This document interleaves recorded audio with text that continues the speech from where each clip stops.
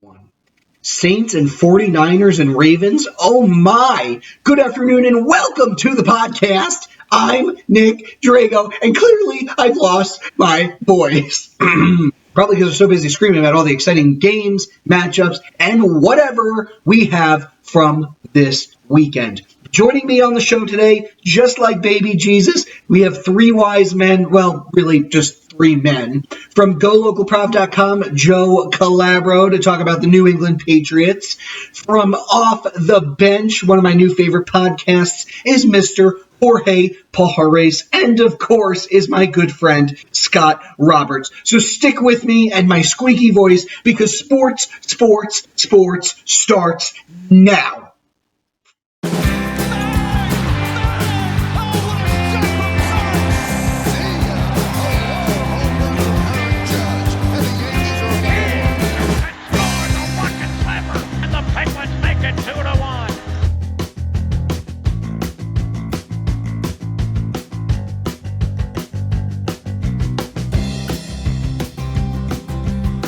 And welcome to this special edition of Sports with Nick Drago. Yes, that's me. For those of you who are new to the program, typically we talk about what happened in the previous week of sports news and entertainment, and then go in to give you some insight on what's going to happen the next week.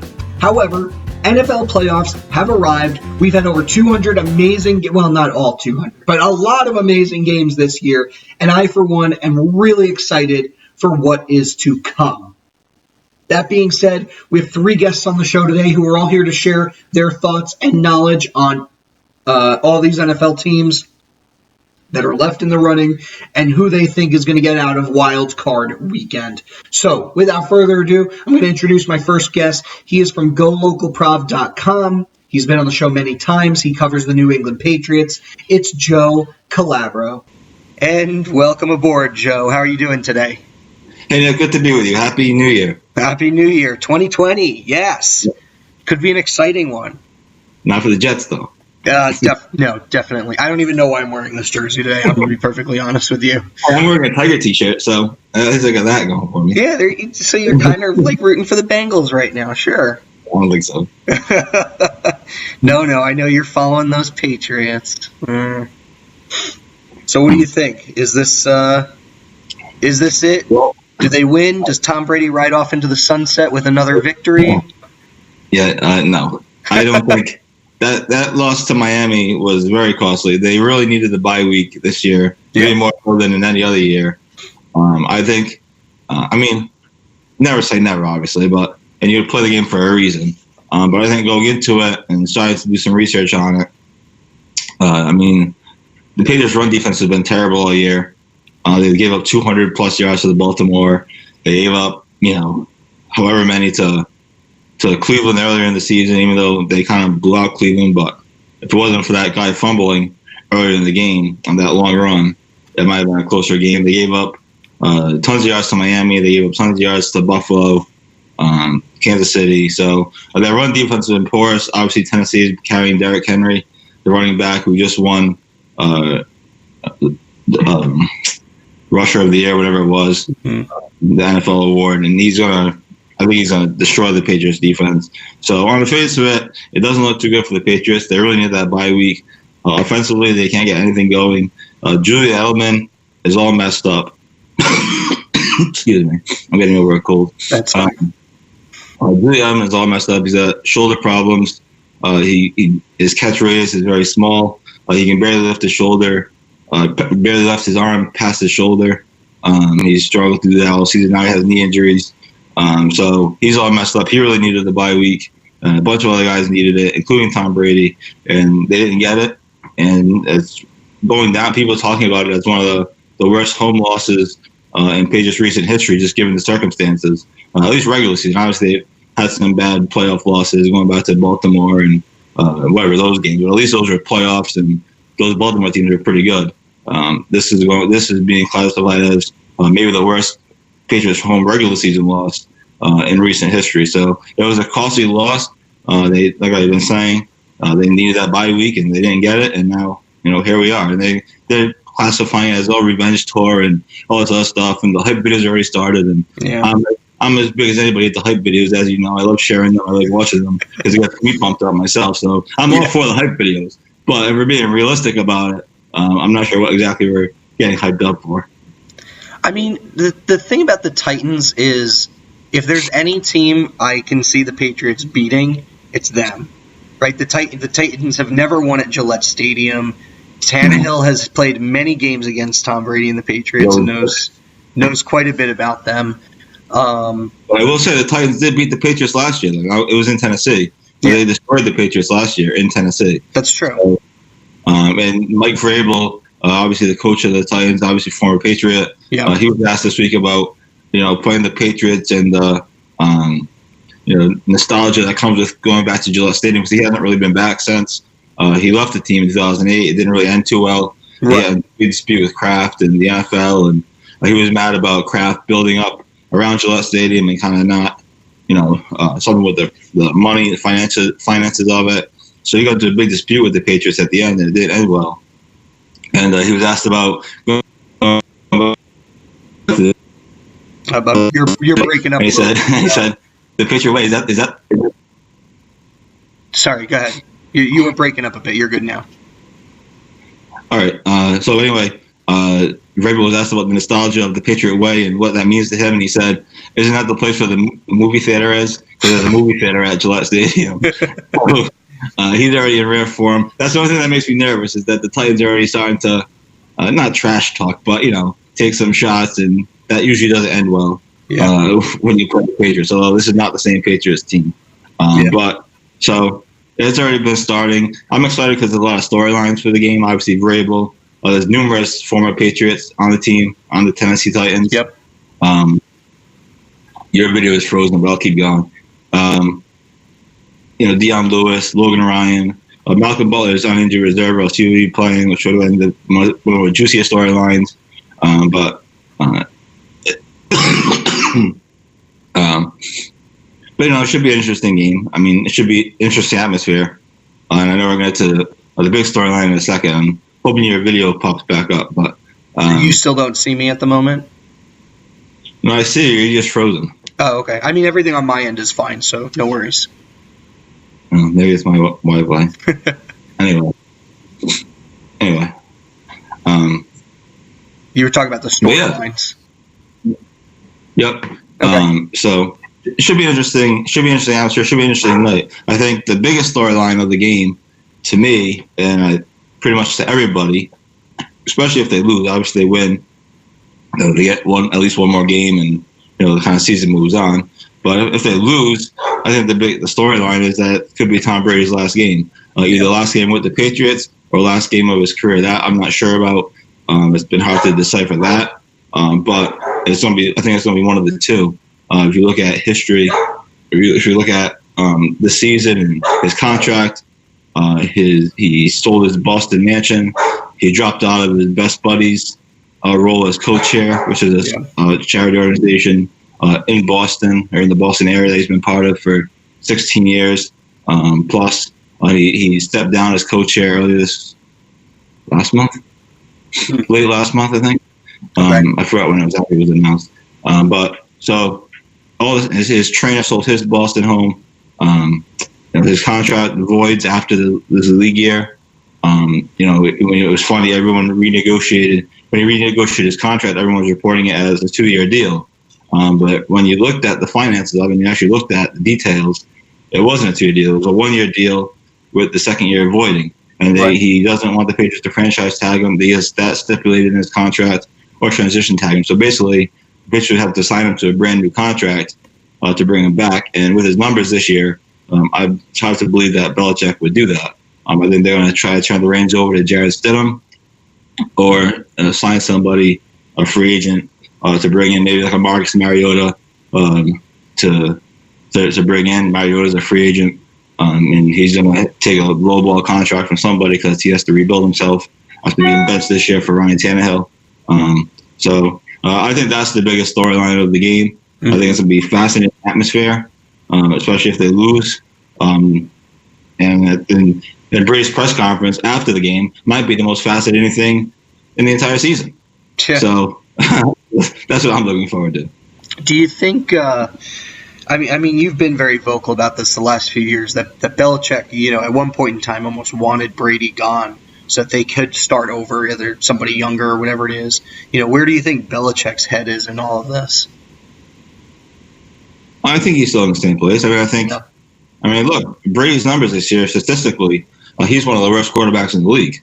Yeah. If you look at his numbers. Now, you have to, I'm talking about of legitimate quarterbacks. You can't count that idiot that played one game for the Jets. I mean, he doesn't count. Or these other idiots that play one or two games. Of legitimate quarterbacks who have played, however many games you want to say, statistically, Brady's one of the worst quarterbacks in the league. Mm-hmm. His completion percentage in the last game was 55. He's throwing some terrible interceptions.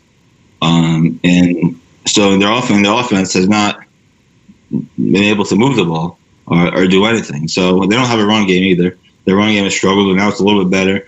Dirk has made it better. They've used Landon Roberts, who's a linebacker. They moved him to fullback because they lost their fullbacks to injury. James Devlin and Jakob Johnson, both are on IR and have been on IR for the majority of the season.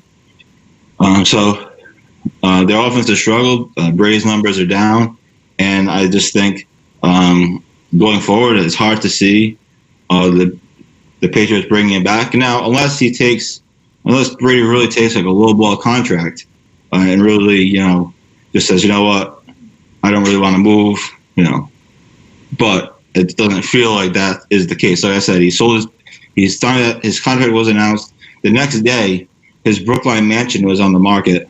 Mm-hmm. A day or two after that, his trainer, Alex Guerrero, had his house on the market. And then, like I said, just a couple of weeks ago, maybe a month ago or so, Brady stepped down as co-chair of the charity he's been a huge part of for almost his entire career. So I think, somebody once told me to always follow the finances in these situations, and so that's kind of what I look at and kind of how I made that conclusion. Now, when you talk about Belichick, I was actually having this conversation the other day. Somebody said, well, do you wish Bill had kept Garoppolo and not traded him away? And sure, probably, because Jimmy G looks pretty good right now. Right. And at the time, it was kind of a weird trade because they didn't really get much back for him. They could have traded him to Cleveland for the number 1 overall pick, and maybe you reset the franchise there, Yeah. So I think that's the one thing to question. If you want to question it, is that why trade him to San Fran? Why didn't you trade him to Cleveland at the time to get that number 1 overall pick? And maybe you can reset the franchise on the fly and, you move on and it's not a big deal. But the thing you have to say, though, is that they kept Brady and they got another Super Bowl out of him, and they got to another one, which he threw for 500 plus yards in that loss to the Eagles. Yeah. So it's hard to really criticize too much on that. I think now, obviously, they're in a precarious situation, and it's going to be fascinating just to watch it unfold over the next couple of weeks or couple of days, depending on how you want to look at it. But the one thing you got to say is they did get another Super Bowl out of Brady, a 6th ring, and they got to another Super Bowl, which they lost, and he played out of his mind. So it's hard to criticize too much on that end. Obviously, in hindsight, sure, you would like to keep Jimmy G, but maybe you don't get that other Super Bowl. So that's a good point. It's a trade-off, but it's interesting. Yeah. Going back to the game a little bit, so one of the big receivers coming out of Tennessee right now is A.J. Brown, who's had, I think, 100 overall yards the last 4 out of 6 weeks or so. You okay? We're good. Yep. What do you think about a potential matchup with him and Stephen Gilmore? Well, A.J. Brown's playing really good for Tennessee. He's a rookie. Yeah. By comparison, you look at the Patriots rookie receiver, N'Keal Harry. He was on injured reserve for the first several weeks of the year. So to be fair, he got a late start. But when you look at A.J. Brown, and if he goes up against Stephon Gilmore, he's going to love what he saw and watching the tape from the Miami game. But Devontae Parker just shredded Stephon Gilmore on that final drive. Parker had, I think in the game, Parker had 8 catches for like 137 yards or something. Yeah, something like that. mostly against Gilmore. So if you're A.J. Brown, you have to be looking at that and looking at your chops. Because Stephon Gilmore is thought to be this great defensive player, and he is. He's a good player. Yeah. He's the defensive player of the year and everything and all that other stuff. But just watch the tape against Miami. Watch that final drive against Miami. Ryan Fitzpatrick and Devontae Parker shredded Stephon Gilmore in that Patriots defense. So if you're Brown, I mean, you got to be excited, I would think. And that would be a key matchup to see if Gilmore can bounce back. Yeah. Certainly, that would be a big matchup. But I think for Tennessee, it's all the run game. I think it's Derrick Henry. I think they're going to be able to make some yards against the Patriots defense. Now, can they score enough points and chew up enough clock to win the game? I think they will, because the Patriots offense can't move the ball, and Mike Vrabel knows this. And the other interesting thing is people forget, is that the Patriots and Titans actually held joint practices this past preseason. So they actually practiced against each other, so they know, not that all that is relevant, but certainly parts of it is relevant. So that's the other interesting thing about this game as well, is that the two teams practiced against each other in the preseason, and all it was. Okay. Before we finish up, I just want to get your thoughts on the rest of the games this weekend. Who do you think is going to win, and who do you think can really go all the way and win the whole thing? Who do I think is going to go all the way and win the whole thing out of the wild card rounds? In general, I mean. So who do you think will win this weekend, and who do you think is going to win the Super Bowl? So I'm saying the Titans are going to beat the Patriots. Okay. I'm saying I still don't have a ton of faith in the Texans. I know they're having a great year. I know they're at home, but we've seen this movie before. Yeah. And Buffalo's playing pretty good. Buffalo's a pretty good defense. I think Buffalo can go in and upset them. The other game, the Saints are going to beat the Vikings. I'm not sure that game's going to be all that close. Kirk Cousins, I have no faith in. And I watched that game, the Monday night game against the Packers a couple weeks ago, whatever it was, and they couldn't do anything. Yeah. So no faith in Cousins, and obviously the Saints are the Saints. Drew Brees wins that game. And then the final game, Seattle and Philadelphia. That game is in Philadelphia because they won the division. I like Russell Wilson, but I think the Eagles can win that game. I don't think that Seattle is that great. I don't think Marshawn Lynch returning is going to be as much of a factor as people hope. Yeah. He wasn't a factor in the last game against the 49ers. For whatever that's worth, obviously the Eagles are a different team, but I think the Eagles could win that game and move on. So that's what I think for the wild card round. Overall, the AFC is either going to be the Chiefs or the Ravens. I know that's like chalk, but I don't know who else you would pick to beat any of those teams. Right? It's hard to. It's certainly not the Patriots, and if it's not the Patriots, it's hard to see anybody else going into Kansas City and or Baltimore and winning a game. So It's either going to be the Chiefs or the Ravens. I'm going to go with the Ravens because I don't have much faith in Andy Reid's coaching. But we're going to see how good Lamar Jackson really is now in the playoffs. We did all that in the regular season, which is great. But let's see what he does in the playoffs, which we haven't really seen yet. We saw briefly in last year's game, they played the Chargers in the wild card round, I believe, and he didn't do that great. But obviously, he's a different quarterback. This is a different team. But we're still waiting to see what he does in the playoffs. So I think it's going to be the Ravens in the Super Bowl for the AFC. And the NFC, 49ers have home field. The only team that can really go in there and beat them is probably the Saints. Again, it's like chalk. But if you look at the matchups, and it's just hard to see, who else is going to win. Yeah. Seattle won't go on the road. That's a big disadvantage for them. They have a great home crowd, a great home field advantage, but they're not at home. They're on the road now for 3 straight games or whatever it is. Barring something crazy happening, obviously. But who's it? Oh, the Packers. Maybe if Aaron Rodgers gets hot. Packers and San Fran could be interesting NFC matchup. Mm-hmm. But you got to give the credit. The defense wins in the playoffs, or at least it has over the last few years. Yeah. So the San Fran's defense is tremendous, and Jimmy G is playing pretty good. So it'd be nice to see the 49ers make the Super Bowl. But I think the NFC is a little bit more wide open than the AFC. It seems like it. But so that's kind of my thoughts. I'm interested to hear your thoughts on the games. Yeah, I mean, I have to agree with you on a few of them. Obviously I live in Philadelphia, so I hear more about the Eagles than anything else. And I think for any of the teams they're playing against, the Seahawks is probably the best matchup they could have gotten. And people here were really hoping they would lose to the 49ers, which of course we know now they did. I think they have a good chance, but I wouldn't be surprised if Seattle comes out with that win. So I'm picking Seattle. I know they've struggled on the road, but I'm still picking them in that one. I agree. The Saints it's pretty cut and dry. Who was the other one? The Bills and oh my god,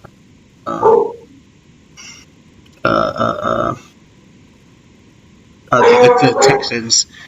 I mean, both the Bills have played out of their mind this year. They've had a phenomenal season. They also had a slightly easy schedule. You play the Dolphins twice, the Jets twice. You play everybody in the NFC East. Don't call the Dallas Cowboys out the AFC East this week because they lost to all those teams. So yeah, the Dallas Cowboys part of the AFC East is the best division in football.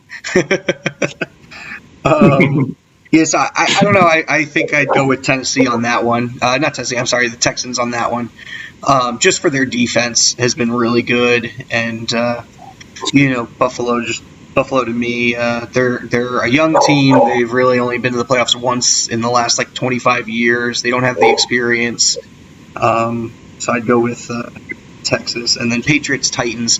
I still have that belief that even if Tom Brady doesn't fully show up. The Titans, I was saying to you earlier that, they've never won at Gillette. I think they've only won – the last time they won there, they were the Houston Oilers, I think. The last time they won in – back then, so. What's that? And that wasn't even Gillette back then when they were the Houston Oilers. It was Foxborough. Wherever they were playing.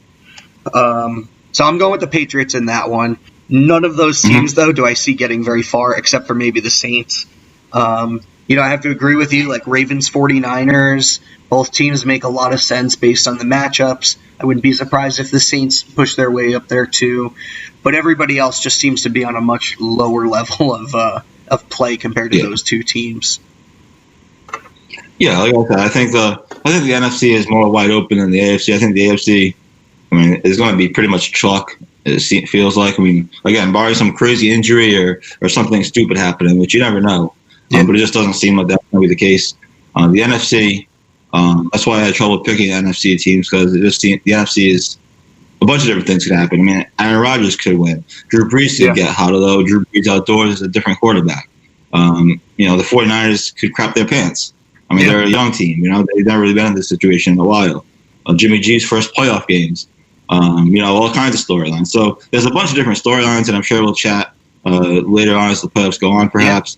And have better clarity on it, but at least right now, it just seems like in the AFC it's going to be chalk. Baltimore and Kansas City. I don't see any teams going in there to any of those places and winning. And then the NFC, I'm going to stick with the 49ers just because they're the favorites and their defense has been great. Mm-hmm. But, we'll see what the matchups are when they play out. Again, those teams are on bye, so we don't really know what their matchup's going to be necessarily. We have an idea, but we don't necessarily know for sure. So next week we'll have better clarity on the divisional round, obviously, and be able to make a little bit better predictions. But early on, that's what I'm saying. Yeah. Okay. Perfect. Well, thanks again for being on the show. Really appreciate it. And we'll hear again from you soon. Awesome. Thanks for having me, Nick. All right. Happy New Year. Happy New Year. And thanks for that, Joe. If you want to hear more from him, again, he's found at golocalprop.com. He writes a lot about the New England Patriots, so he's definitely a good resource to go to on all your New England news. That being said, we're going to go to a commercial break. Stick with us, though. We got 2 more guests to go, and then when we return, we'll hear from Mr. Jorge Pajares from the Off the Bench podcast and Scott Roberts. Vikings at their own 39. It's third down. Three receivers right, Thielen left. Marshawn Lattimore 12 yards from Adam. Case on a deep drop, steps up in the pocket. He'll fire to the right side, caught by Diggs. Stay up! Oh my God! 30! No 10! Touchdown! Are you kidding me? It's a Minneapolis miracle! Stephon Diggs and the Minnesota Vikings have walked up on the New Orleans Saints. It's a 61-yard Minneapolis miracle.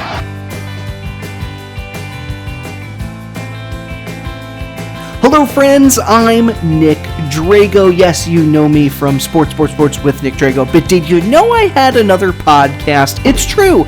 I do. It's called Big Spoon, Little Spoon. Myself and my good buddy Jamie Grum like to discuss, well, everything. Random topics from the future to the Wild West to what the heck are lanternflies. We talk about it all. So if you're interested in some fun and entertaining entertainment, join us on Big Spoon, Little Spoon. We pick a random topic out of a hat. We talk about it, knowing no knowledge of what it's going to be before we pick that topic out of the hat. And then we do a little bit of research, come back and see what we learned. So if you're interested, check us out. Again, it's called Big Spoon, Little Spoon. You can find us on all your favorite podcasting apps. You can find us on YouTube, on the Facebook. You can also email us with ideas that you want us to talk about on the show. Email us at wehateforks@gmail.com. Again, wehateforks@gmail.com. Plus, we got Volume 2 coming out in the new year. So check back at the end of this January. At the end of January, we're going to have some new episodes for you. But you can check out Volume 1 in the meantime right here. Well, not right here, but right now at this moment.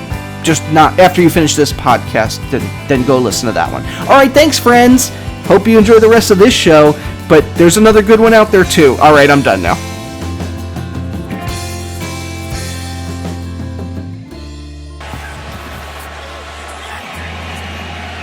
Crowd silent now, as opposed to when the Saints have the ball. Oh, look at this run. What a run.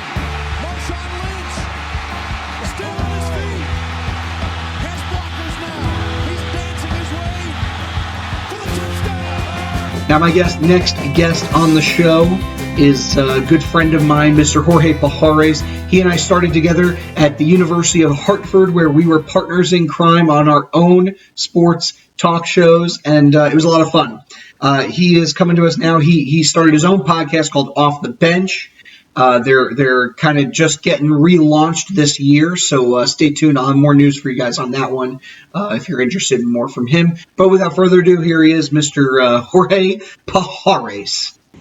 All right, Jorge, welcome to the show. How are you doing today? Hey, Nick, thanks for having me. Excited to talk NFL playoffs today. Oh, good, because I see you're wearing a Knicks jersey, so clearly you prepared for this. Well, you know, the Knicks, as of this recording, have won 3 in a row. It's the most consecutive wins they've had all season. Their interim coach, Mike Miller, is 6-6, so there's hope into 2020. Fingers crossed. I say that every year. I really want that hope to turn a dang corner, although I guess I say that about the Jets, too, so... 7-9 is not bad, though. That's room for improvement right there. That's for fair. our New York Jets. That's fair. I'll take 7. Well, you know what? If Sam Darnold didn't get sick, I think they could have made the playoffs this year. Oh, yeah, for sure. It would have been between the Bills and the Jets. And if that Week 17 game goes as it did, then Jets definitely would have been in the playoffs. Yeah, well, ifs and buts are candies and nuts, or whatever that phrase goes. Tell me about the teams you like that are actually in the playoffs. Well, I'm a big fan right now of the Ravens, as is everyone. Yeah. But they have a bye week this week. And on the NFC side, you could go Aaron Rodgers, you could go Drew Brees, but Jimmy Garoppolo has had a great year this year, propelling that San Francisco 49ers to a huge 13-3 record in the first-round seed. Mm-hmm. So that the playoffs of the NFC goes straight through San Francisco, and they're always a tough team to beat, especially in that stadium, in Levi's Stadium. So they're really a tough team, and I like them going. They're my favorites on the NFC. Yeah. For a little backstory for some of our fans out there, Jorge Pajares and I used to work for STN Channel 2 at Hartford, Connecticut, and Jorge accurately predicted the last time the 49ers and Ravens were going to the Super Bowl. I believe you called it the Harbaugh Bowl. So if you're saying this is a repeat of that, you very well could be right. Oh, I could improve my record since then. So my one problem with the 49ers, they're a young team, right? You're absolutely right. Jimmy Garoppolo is fantastic. But their defense has been riddled with injuries. The last couple weeks, I think week 14, 15, 16, they averaged 35 points against them. Right. Which is something you can't do against, Green Bay, New Orleans, Seattle. For some reason, think the Vikings can make it that far. You cannot let them score 35 points. Well, the Vikings could have a good chance. None of these games to be on Monday night.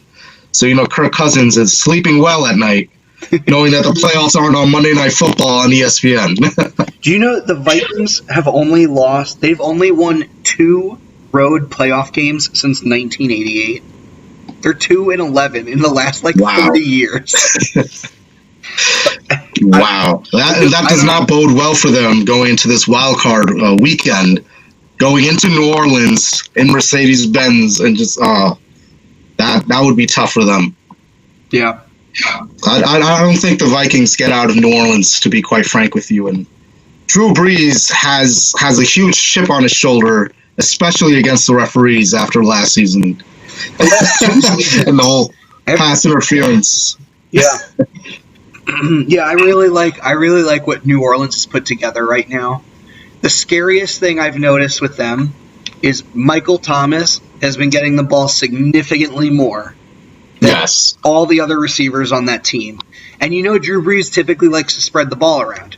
So let's say you're the Vikings and you try to double team Thomas, you're going to open up the field to any of Drew Brees' other receivers, which can have just as big of a game. Oh, yeah, exactly. Any defense right now that has to play the Saints knows that Mike Thomas is the leading receiver in the NFL. He was great for me in fantasy outside of that Week 17 matchup. But he's been now lights out all year. Yeah. And you have to, it's a double-edged sword when you have to cover Mike Thomas, because you either have to get some safety help and open up the tight ends or the other wide receivers that the Saints have, and they are deep in that position. Oh my God, yeah. And Brees, like you said, he loves to share the rock. So that's a very dangerous offense with Mike Thomas just demanding all that attention. Yeah. Okay. Shifting focus a little bit. Eagles and Seahawks. So I live in Philadelphia. There are a lot of Eagles fans here. And granted, Eagles fans are a little nuts, right? But there are a lot of Eagles fans here who truly believe that they can beat Seattle. Well, they have reason to hope. Okay. Because Seattle does have to come all the way to the East Coast. There is that whole time differential between a West Coast team coming to the East Coast. Yep. And the Eagles right now, Vegas has them as underdogs. So, they're going to pull off the dog masks in Philly. Everywhere you go, they're going to have the dog mask because they're going to be the underdogs. Of course. But this is really Carson Wentz's big test. He already showed that he's the future of the franchise, that he's worth the money, but now he needs to cement it in a win against a Seattle team that they're on a run-first team, whether you like to believe it or not, and they're depleted at that running back position. I don't think, as much as I love Marshawn Lynch back in the NFL, I don't think his 1 to 2 week return would be enough for Seattle to go into Philadelphia against a team that has a lot of confidence after winning the NFC East and having all the Carson Wentz, who's been playing really well despite all these injuries that Philadelphia's had. Yeah. He's had a really good year, and I think Philly may be able to pull off the upset even though they're the home team. So Wentz this season, he threw 4,000 yards. He's the first NFL quarterback to throw that many yards and have no receivers have over 500 yards. That is insane. They lost 3 starting receivers, their tight end in Zach Ertz, their 2 best running backs, And worst of all, right tackle Lane Johnson. Like, they are screwed. And we remember early on, everyone was bashing on, I believe it was Alshon Jeffrey for dropping all those touchdown passes. Yeah. So those numbers could actually have been a lot more had Alshon caught those passes. Actually, it was Nelson Aguilar. Nelson Aguilar was the one everybody was... Nelson Aguilar, yes, yeah. my mistake. There was a guy, oh my God, this was hilarious. This dude downtown caught like a baby or something from saved a baby from a fiery burning building. And when the news crew interviewed him, he's like, I don't drop them like Aguilar does. And Nelson Aguilar... I believe I remember that, yes. He gave him tickets to the game. Aguilar. So, but that just goes to show how good of a talent Carson Wentz really is. Just looking at what he's working with, and you look at all these other teams, like when they suffer these injuries, like the Eagles have, they would just implode, no matter how good the quarterback is. I mean, look at Tom Brady this year; he has virtually no weapons, and they've lost to teams like the Dolphins. They almost lost to teams like the Bills. They almost lost the division really this year. And now they're a 3 seed right now, and we'll get to the AFC in just a minute. But I'm a big fan of Carson Wentz, and he can really surprise some folks this wild card. Yeah, I think that's fair. I mean, obviously Seattle's a great team. They took the 49ers to the wire. Running back depth is going to hurt, and. Yeah, they need to stop getting cute on the 1 yard line and just give Marshawn Lynch the ball already. I mean, it's been how many years of this, Pete? Let's learn a lesson. But I don't. I see a little bit of Philly magic in there. Maybe it's going to take another double doink like it did against the Bears last year. I don't really know. But I agree with you. I think the Eagles could pull this one out at home, in Philly. They could win this game. Oh yeah, they definitely could. And I know a lot of experts like to talk about that West Coast going to East Coast, but that time differential is a real factor as well. Yeah, just having to get acclimated and to the time difference and coming from one coast to the other, that could be a factor in it too. But I like Philly. Yeah. So the only other NFC team we didn't actually talk about is Green Bay. Where are your thoughts on them this season? Do you really think that, the way Rodgers has been playing, do you think he can take them back to, the promised land? I like Green Bay. One of the things that really caught my eye was Mike Pettin.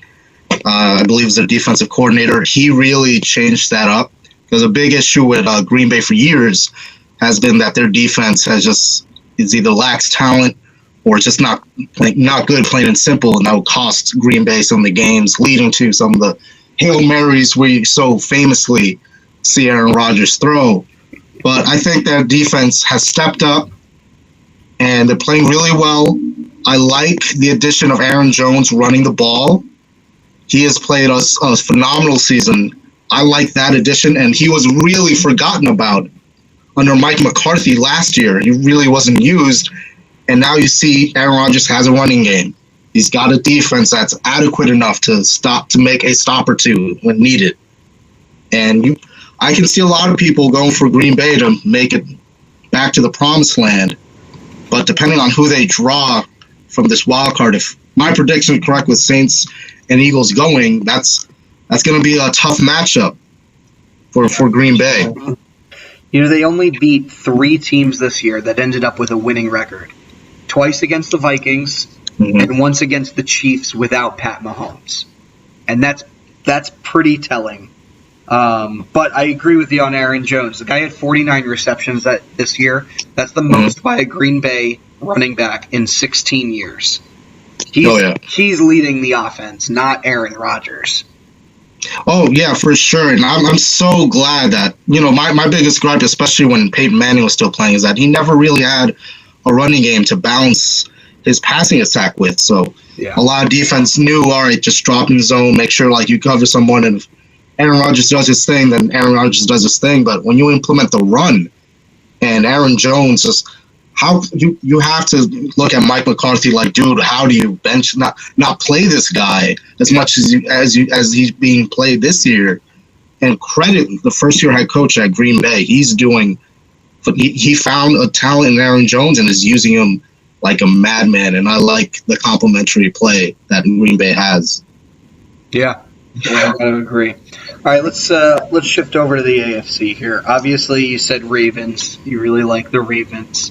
Yeah. For some reason, Lamar Jackson, I couldn't have predicted this one. I thought it was all going to be a fluke last year. Another Baker Mayfield, Tim Tebow, Johnny Manziel, like he's going to fizzle out in a season or two. But holy cow, he might be the real deal.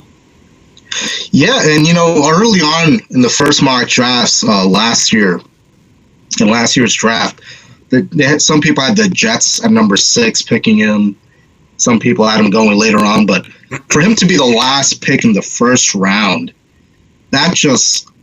he is definitely motivated by that, if not by anything else. Just to have every other team in the league pass, and even the Ravens passed up on him. They had to trade back into the first round just to get him. Yeah. And just that chip on the shoulder can be extremely motivating. And Harbaugh, if you recall, was also on a hot seat, kind of a hot seat with Joe Flacco's play diminishing after that Super Bowl. And Lamar is just taking everything by storm, just the whole league by like in the palm of his hands.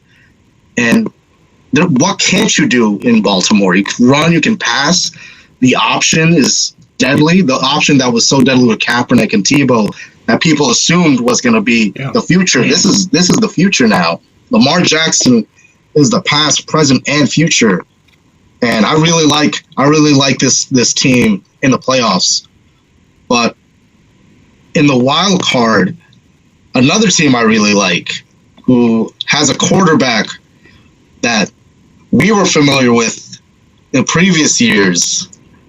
Our coach coached him up and had him looking pretty good in the first half of last season, and he's killing it right now in Tennessee with Derrick Henry in the backfield. I'm talking about the Tennessee Titans. Yeah. I say they ride the hot hand with Derrick Henry, the league rushing leader, and Ryan Tannehill, and pull off the major upset in New England and just causes a huge panic all throughout Foxborough and Gillette Stadium. I like the play of Tannehill. He's really coming to his own, even though technically this is a contract year for him. And you know how dangerous those kind of years can be when a player is just trying to get that max contract for themselves. And Tennessee has had discussions about extending Tannehill. But Derrick Henry, geez, this is far way beyond what we thought Derrick Henry could be coming out of Alabama. He is just running. He could really, realistically, be just as good as Chris Johnson in his 2,000-yard rushing season. I believe he was a little over 200 yards away from breaking 2,000. 1,750, I believe. He was his rushing numbers on the season. Yeah. But Derrick Henry and Mike Vrabel too. And I don't know what kind of way he has, but we need to follow the Titan way because the Patriot way clearly isn't working anywhere else. We got to follow the Vrabel way because this is, when you look at this team and where they were with Marcus Mariota, and then for them to just go to Tannehill and go on a run, I like this team a lot to go into New England and pull off the upset. Yeah, I still think that history here is on the side of the Patriots, right? Mm-hmm. The Titans haven't won at Gillette Stadium ever, and they haven't beaten the Patriots in New England since 1993 when they were the Oilers. So history is certainly on New England's side. Yes. The Patriots, they still won 12 games this year. Granted, they had a slightly weaker schedule. I think that their defense is good enough to overcome the Titans, especially if Gilmore and A.J. Brown sort of matched up against each other. A.J. Brown the last few weeks, I think he had 4 100-yard games in the last 6 games. He's really emerged. But I agree, is that I think this whole game boils down to Henry. That man is a bull, and if the Patriots let him get going, they're screwed. Because I think he could have a 200-yard day against them easily. Yeah, that front seven of the Patriots is going to get tested really well, because if they just close the box and try to stop Derrick Henry, then Tannehill has the ability, and he's shown it since he became the starter, that he can kill you with his arm. And you have to be really careful with the Titans, and the Patriots' offense really hasn't been too impressive. And yes, they won 12 games, but a lot of those wins did come from the phenomenal play of the defense. So that front seven is going to be really tested with Derrick Henry coming in. And once you give up 100 yards to Derrick Henry, chances are he's going to have a lot more and a lot more TDs by the goal line. That's definitely going to hurt. Yeah, that's fair. What about the Bills and the Texans? This is another one where I think the road team might come in with an upset. Houston, I'm not too sure who they are. There were times during the season where they looked really dominant, especially against the Patriots in their matchup. One of their 4 losses, like with the Patriots, was against the Texans. But then there are other games where they just get completely schooled on both sides, on all phases of the football. And I think a Buffalo team that knows they're right on the precipice of huge success, only 2 games back from New England, and those 2 losses obviously from New England. Mm-hmm. I think Buffalo has a lot of confidence. Bills Mafia may take over Houston, and I think Josh Allen is going to make it tough. But I think Houston comes out barely with a win. It's going to be very, very close. I have Houston just beating Buffalo. It'll be a great showing for Buffalo, but I like Buffalo a lot this year. They've been tough on our Jets, although it can be argued if we had a kicker in week 1, we may have swept them. But I think especially Deshaun Watson loves the bright lights of the playoffs, and he is 1-1. I believe he's 1-1 in the playoffs. He won last year, and he lost his debut the year before.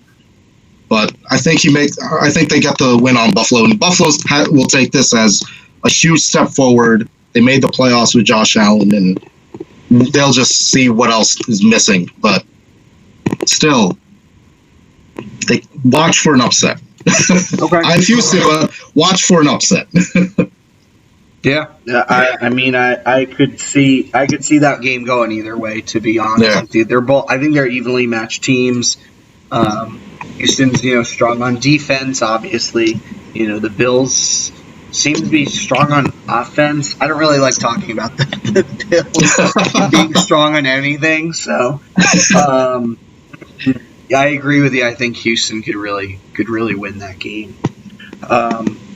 Cool. And then the one team that we didn't actually get to is Kansas City, with a healthy Mahomes, and a whole lot of talent behind him.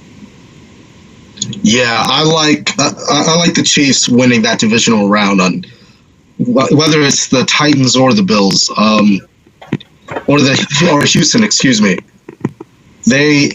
It's tough to beat them at Arrowhead, and really it can be argued that last year, had there not been a flag thrown, Kansas City would have beaten New England at Arrowhead to make it to the Super Bowl last year. But I think when you put down, if just assuming that Ravens and Chiefs win their divisional round and they make it to the AFC Championship game, I like a healthy Patrick Mahomes, Tyreek Hill. They have a lot more weapons.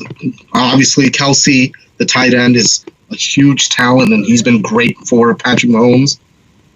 But I got a close one against the Ravens and the Chiefs.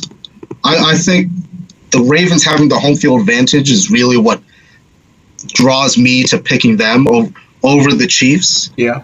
Just because if this game were in Arrowhead, then I might have to go Patrick Mahomes, just because the environment is so tough to play in. That's like another Seattle, where it's just so tough to hear the play calls from either side of the ball, and the crowd is always in it. But I don't trust the Chiefs so much more on the road, even though they did beat the Patriots in Gillette on the road. I like the Ravens more, just because of what you can do with Lamar Jackson over Patrick Mahomes' arm strength, excuse me. Yeah, that's good. All right. I guess we'll have to wait and see what happens this weekend. Yeah, I mean, I got a lot of upsets on the AFC side, and I think the home teams on the NFC and the wild card are going to it's gonna be tough for some, like Seattle and Philadelphia, but I think the home team's going to take it in the NFC. And I believe there was an interesting stat from the AFC side. Tom Brady is is a quarterback with 30 wins, I believe, in the playoffs. And the rest of the quarterbacks in this division, I believe, two of them are making their debut, and the rest have no more than 2 wins. So there goes the experience. But again, I like Tennessee because of the struggling Patriots and how they've ended the season. I didn't like that Miami loss. That really made a lot of people who picked the Patriots and the 49ers to win the Super Bowl nervous. In the beginning of the season, I thought that was maybe the way we were going, having the mentor of Tom Brady against Jimmy Garoppolo, the student. But I just don't like how New England has been playing all year. But some road toughness on the AFC side and home strength on the NFC. Okay, like it. Jorge, before I kick you out of here, so yes. The next guest on my show is none other than Scott Roberts. Oh my! Is there anything you want me to pass along to him? What can I say? Can he? Oh, Scotty, can he smell what the Rock is cooking? I'll say that. All right, Jorge. Well, once again, thank you so much. And I hope to catch your podcast soon, Off the Bench. Yes, Off the Bench. All right. We're currently revamping the whole podcast game. I'm ready. We're getting new equipment. We're getting new graphics. So in the next few weeks, we'll have a brand new season of Off the Bench. And it'll be hopefully every Saturday. We're still working on the days, but every Saturday, look out for a new episode of Off the Bench on SoundCloud, Spotify, and YouTube. Awesome. I like it. All right, buddy. Thanks for joining us. Yeah, thank you for having me. All right, thanks, Jorge. And next up is my good buddy, Mr. Scott Roberts. Scott has been on the show before, and we're very excited to hear more about his insight, so let's take it away to Scott. And Scott, welcome to the show. Always a pleasure to have you here. Glad to be here, Nick. Good to see you. Although, I'm going to be honest, I'm not used to talking football with you. Usually we talk hockey on these things, so, there's a little more teeth, a little less punching in this sport, but it's kind of the same. I mean, my Super Bowl pick might be a little skewed today. I was going to go with the Blackhawks in this one, but now I'm going to have to just completely throw my notes out the window. So, I don't know. This might be a little bit askew. We might need to do a couple takes. I don't know. We'll see. Perfect. All right, well, while we're on the subject, who do you have coming out of this weekend? This weekend, it's going to be pretty active. And honestly, I think this is going to be one of the most interesting wild card weekends to watch, simply because there's a lot of teams in it that I really think people are caring about. It's not just one of these throwaway weekends that, people are just like, all right, let's wait until the next round and then we'll get into the divisional rounds and all that stuff. But, people are actually going to really care about this. So let's start with the AFC. Look at those. I think in the first matchup, and we're going to go with the team that I'm wearing right now. I know that a lot of people are talking about the Patriots. I know there are a lot of people that aren't sure what's going to happen with Tom Brady, with Bill Belichick, with everything like that. It's been, as a Patriots fan, it's been a rough season to say. Yes, they came out very strong. They have the 3rd seed. They should have the 2nd seed, but those pesky Miami Dolphins are never to sleep on. I think they will find a way to pull it out against the Titans, and the Titans aren't anyone to sleep on, that's for sure. You've got Ryan Tannehill, who I think is going to show why he's got the job. You've got Derrick Henry. You've got so many people with the Titans that are really going to do well for them, but I think in the end, the Patriots are really going to pull something off. Plus, it's at home. It's at Gillette. Football atmosphere and Foxborough in the playoffs is hard to beat. So we got the Patriots.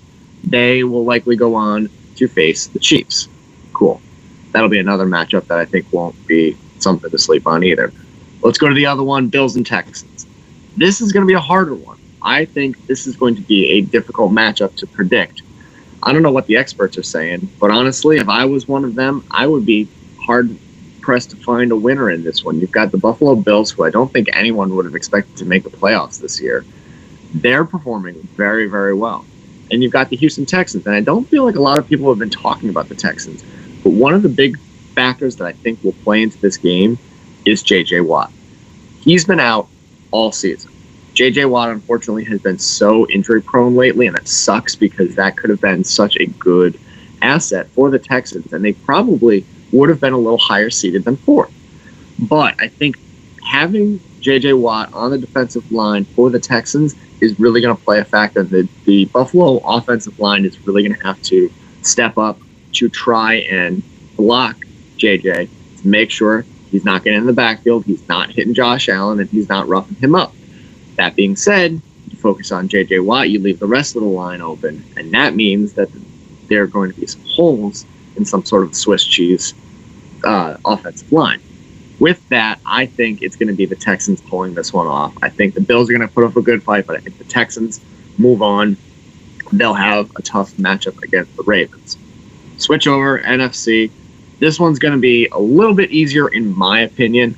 I'm going to go Seattle Seahawks over the Philadelphia Eagles. I think the Eagles have really had a tough season overall, and they really have not been challenged.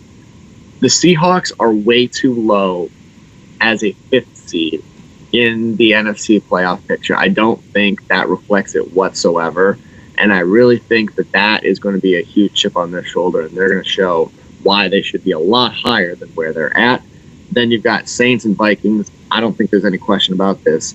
It's been Drew Brees, it's been Alvin Kamara, it's been Michael Thomas, it's been the Saints all year long. I think it's going to be the Saints moving on to the divisional round. So it will be, what do we got? We got the Packers and the Saints and 49ers and the Seahawks. To me, that's a pretty juicy divisional matchup in the NFC for sure.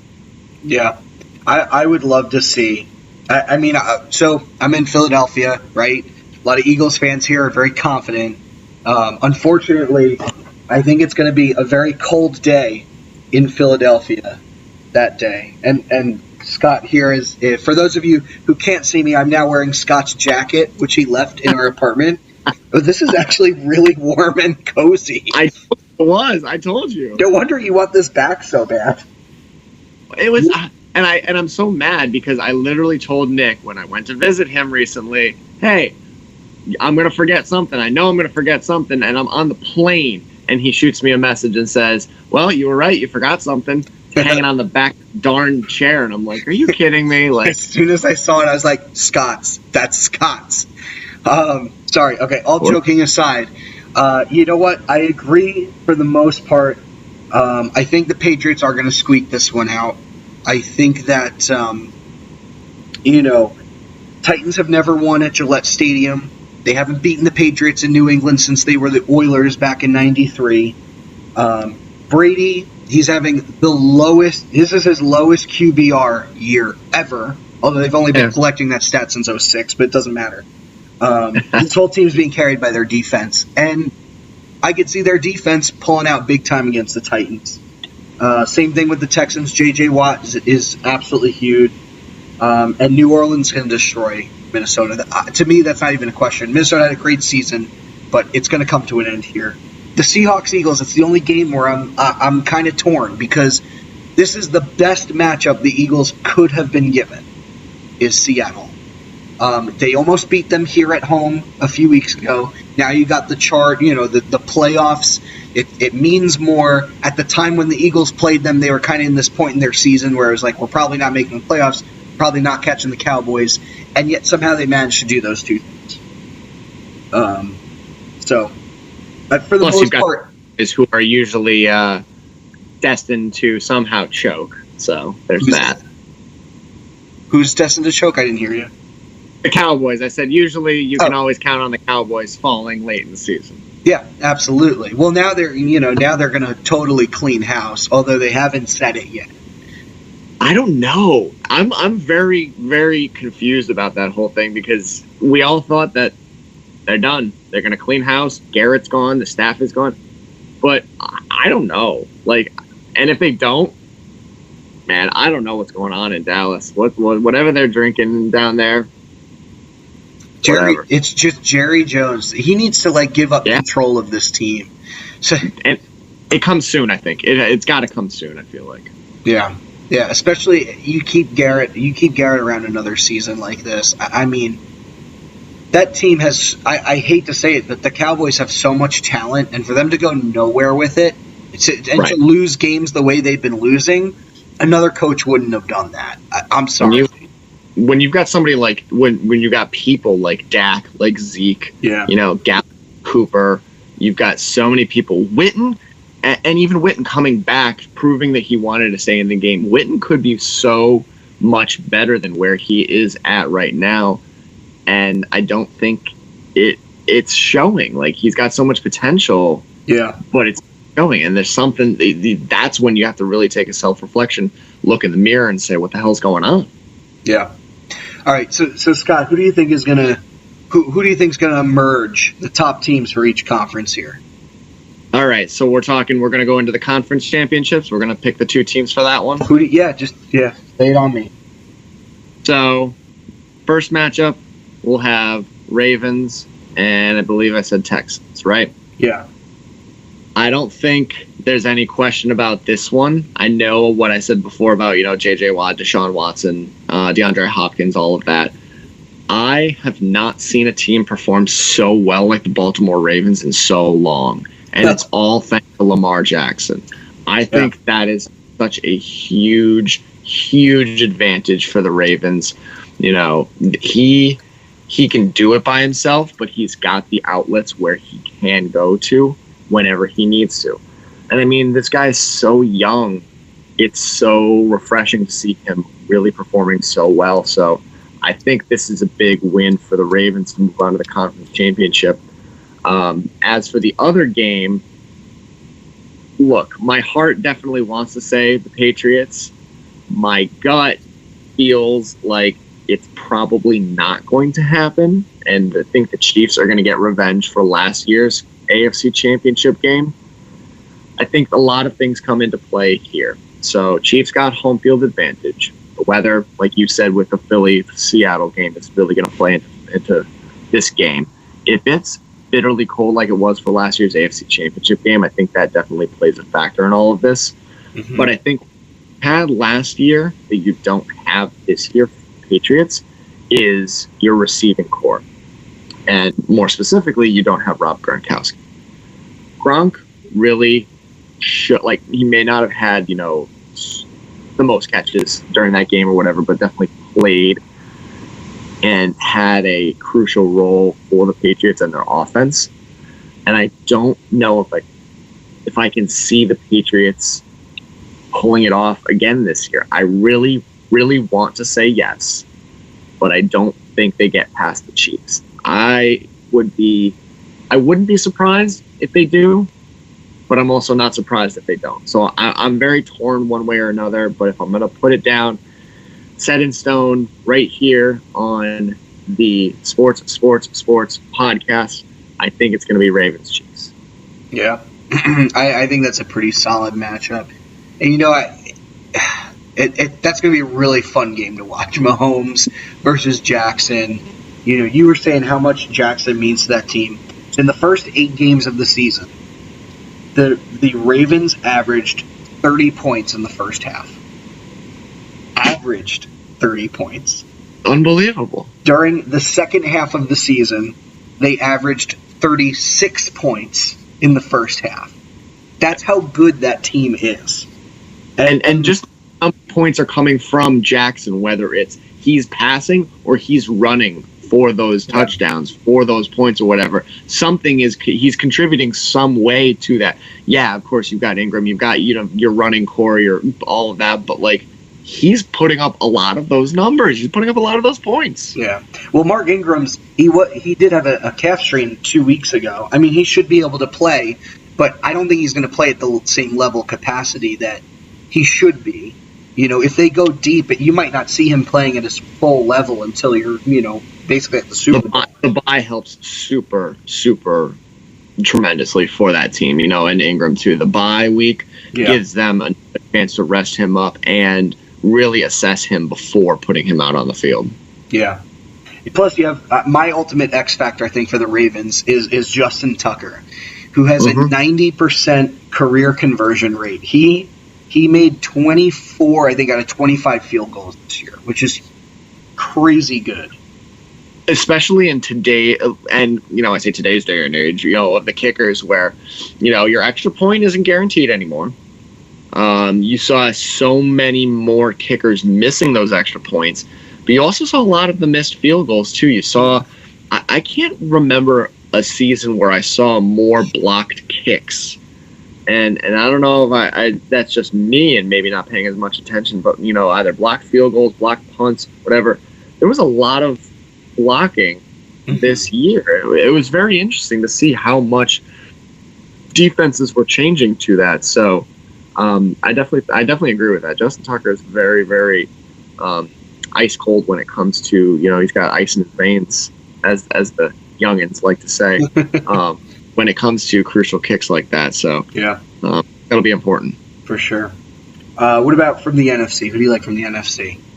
NFC is going to be a good one. I think this is going to be a really good matchup. So I've got 49ers and Seahawks, and then you've got Packers and Saints. I think these are going to be 2 great matchups, and really, you could see it going any which way. First game, Seattle, San Francisco. You got, I can't recall what the matchups were during the season between these two teams, but Russell Wilson is continuously proving more and more and more to be such a good quarterback in this league, and I think he doesn't get a lot of credit for that. I think a lot of the hype goes behind the Lamar Jackson, the Patrick Mahomes, even like nowadays, this season with Jimmy Garoppolo and all of that. But you've got a dark horse in Russell Wilson, and I think beast mode is going to be strong in this game. I think Marshawn Lynch has been out a little too long, and that's gonna play a factor. I think he could be stronger, but I don't think it's going to show against this 49ers defense, who has proved that they are tough, they're smash mouth, they're willing to go. And, Jimmy Garoppolo is definitely showing why he deserved to be a starting quarterback in the NFL, and I think that's what he was looking for when he left the Patriots. It sucked that he got that ACL injury the first year that he got the starting job in San Francisco. And you wonder what would he have been like had he not gotten injured. I think in the game it's the Niners. I really think that they have a chance to pull this one off in what I think will be a close game. I think it'll be a close game between these two teams. Like I said, 1 versus 5 does not do it justice. The Seattle Seahawks do not deserve to be a 5. They should have been, somewhere up there. It's just the way that the cards fell in the seating stack. Packers, Saints, again, another good matchup. You look at all the different matchups that you've got. Green Bay has such a good running core. They don't have just one running back. They have multiple running backs that can really pound it up the middle, really drive it in, and even break for good yardage. Green Bay has struggled with their receivers. I think you haven't really seen the full potential because of injury, and that's hindered Aaron Rodgers. I had him on my fantasy team, and he underperformed a lot of the weeks that I put him on as a starter, where my backup quarterback was the starter for the New Orleans Saints and the current touchdown leader in Drew Brees. And he put up points, which pissed me off. So I think in this game, I really think it's going to be a shootout. I think definitely can see both teams, but I think it's going to be the New Orleans Saints. I think you can't stop Drew Brees. You can't stop Alvin Kamara. And even you can't stop Michael Thomas. Like, that performance from Michael Thomas this year was unbelievable. Yeah. And that connection between Brees and Thomas is you only get a couple of those throughout history, I really feel like, between quarterback and wide receiver. So I got Niners versus Saints in the conference championship. Yeah, all right. I got to agree with most of what you said. Green Bay is a really good team on paper. They only lost 3 games, but they only beat 3 teams with winning records, right? Right. Vikings twice, and they beat the Chiefs without Pat Mahomes. Right. That to me is very telling, and I said the same thing to our other guests earlier. Is that to me tells me they're not ready for a team like the Saints, like Drew Brees, who, guess what? If you double team Michael Thomas, Drew You've Brees, got other options. Yeah, he's got so many other people to throw that ball to. And that's because he throws to those options, they're gone. You're not stopping them. Yeah, I gotta agree with you. So either way, I think you have some really cool games to look forward to. It's too soon to kind of see determine who could win the Super Bowl. Of course. Before we go though, so I had Joe Calabro on the show earlier. He covers the Patriots, and he's very adamant that this is it. This is Brady's last season. He's cut off ties with his other fundraisers, and he's selling his house and all this jazz. Do you agree? Well, I mean, when you move to Connecticut, anything's out of the... No, I'm kidding. I'm always laughing since I work for TV News. When we heard he was moving to Connecticut, everyone kind of went crazy, and I was like, okay, everyone calm down. It's Fairfield County. It's not really Connecticut. Look, I think in the end, we've had this conversation every single year that the season's coming up. The Patriots are either doing well, they're not doing well, who knows? We had this conversation last season, and Brady stayed. Yeah. Pretty sure we had this conversation the previous year. He also stayed. I really don't know. Again, this is one of these, my heart's telling me this, my gut's telling me this. I feel like Tom Brady has put too much into his career with New England Patriots to all of a sudden just leave because he has one bad season. And that's saying something when you have a team that performed well throughout the year. They were 12-4. Yes, Brady had a off year, but in the end, it wasn't a bad year. You're not looking at a 30-30 year like Jameis Winston had. You're not looking at, a weak year where you had certain quarterbacks that got sat for rookies who were the backups, or hell, you stayed, relatively speaking, you stayed healthy throughout the year and you weren't injured to the point of, Ben Roethlisberger being sidelined for the entire season. Yeah. Stuff like that, you have to really play into factor. Tom Brady's getting up there in age. He said he wants to continue competing no matter really his age, and he said he wants to continue for multiple years. Can I see him going to another team? I mean, yes and no. Anyone can go. We all thought that Peyton Manning would go to another team from the Colts. Look where he ended up. He ended up with the Broncos. We couldn't see Brett Favre going to another team, and granted, he didn't do as well with the Vikings, but yes, he went to the Vikings. It's all over the place. He went to the Jets. I don't think I see Tom Brady leaving.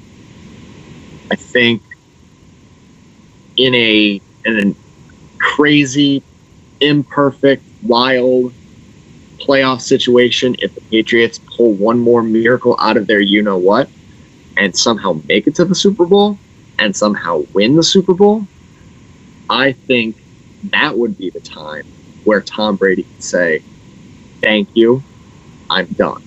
You have 7 rings. You've led this team to greatness. Because the fact of the matter is, if that happens, and Tom Brady and Bill Belichick do it again, that team can be considered great. That franchise can be considered great. I think he should retire on top. So he will, because I think he'll come back and he'll continue playing. All in all, I don't think Tom Brady leaves. In the event that he does, yes, New England Nation will be distraught and upset and pissed and frustrated and heartbroken. I probably will be all of those things too, but I get it. He's getting up there in age. He wants to continue winning. He wants to continue success. So whatever he does, he does. I think it'll be a tough pill to swallow, but the Patriots mentality is next man up and do your job, and I think that'll be the case. And hopefully, they're grooming Jarrett Stidham to do well and to really be that success story, or he continues on like Jacoby Brissett and Jimmy Garoppolo did, goes on to another team and really performs. And all of a sudden, you see the Jarrett Stidham story of the NFL. So, to be continued, I guess. All right, that's a good point. All right, one last word before we go. So, I had Jorge Pajares on the show just before you, and when I told him you were going to be here, he said he wanted me to pass along. He wanted me to ask you if you smell what The Rock is cooking. So, I don't know.